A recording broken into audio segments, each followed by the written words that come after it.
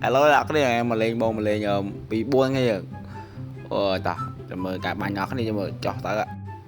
Bà cho tao ăn này đi. Ngồi càng càng. Nó mù nên mình nó pin nè. Mùi tao ngon thiệt. Mà ngon thiệt. Đẩy muối cái này đột được lấy muối. Thì kinh phai thôi mình. Tra ngopi cho mấy thao ấy. Ngopi một mình mồi đây thì này nó mình mồi đấy nó cũng như tao làm ha cà phê đi có máu chứ ngọt lấy vậy bèn cho mày mày còn muối khọp rai này gì độ kinh phải sao nọc muối tem đâu lại đi cà phê mình băm bị này về đâu tem đâu lại về đâu này cái này mình bánh bố mẹ xí cái này chưa mẹ xí ngon lên ngon lên đã sao này bay qua mùi này ngon lên ơi mà kita có telur dia coba có telur ngọc này lấy rồi đây có toán lại xem mang lại nè mất thời vậy chơi ý bây giờ ý bẹ ngọc bạc chọp vào đâu ta cái cho cái em là miệng cái như ta mùi tôi hello bro tè tiệt bro con ship nhau kia nhau con ship ngồi bàn kia ta thì ra đó mày phải chó giờ ấy thì phải sợ em vào này đã bay qua enemy mình mới giờ mò lắm không giờ là nhiều nuôi enemy nó cắn chơi to chạy ra qua cái tịch một mẹ này cho cà phê cho hoặc là gì đi để có muối nó khá lưng nọc muối thằng cao bánh nó xếp lại mày bỏ bàn bánh nấu cái gì xếp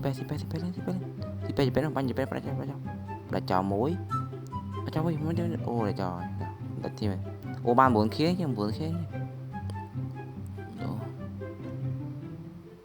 ra mà lựa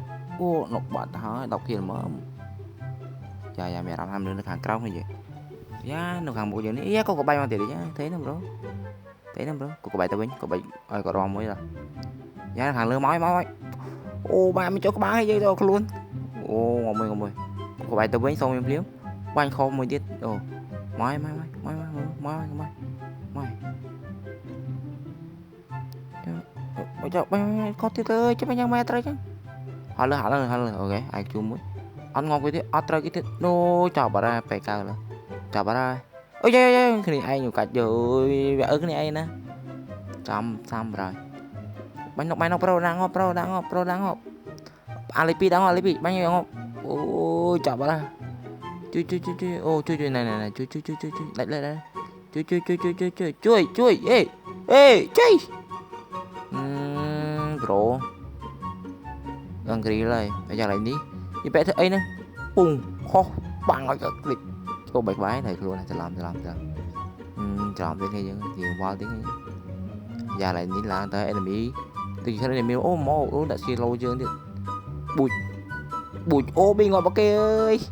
bụi đây mau lên ngọt bạt nào màu men ơi sầm men lấy pi bay ngọt bây giờ chi lấy pi bay ngọt lấy pi này chui tao tâm lại đến nhé giờ liền mới bán đấy nhé mọi người bây giờ chi bán đấy chứ ok chơi nào mà được sợ xem bây giờ này lấy pi đánh chết lấy pi đã ngọt bạn chi bà hai game đi thì nhớ bạn đã bày khi đấy cà phê bye bye